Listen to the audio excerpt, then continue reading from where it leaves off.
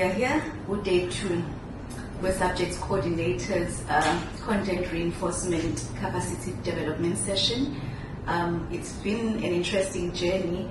I mean, starting from yesterday when Umqondisi actually articulated the vision that she has for KZN when it comes to improving foundational literacy, and especially because there are many other interventions that are happening. So her vision is to actually come up with a cohesive strategy where all the programs that are happening within the KZN Department of Education are consolidated, and we can see different players coming together to work as a united front to make sure that ultimately we provide quality education for our children.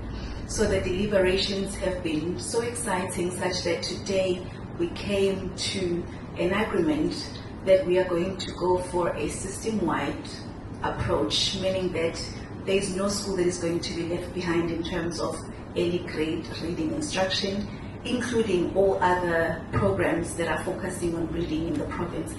It is a daunting task, I must say, but I do believe in the commitment and the way forward and the vision that Umqondisi has already articulated to them. Say, this is now going to be an all-hands-on-deck approach that will see different players at a district level taking up the role of implementing these reading programs and also strengthening the monitoring and support mechanisms.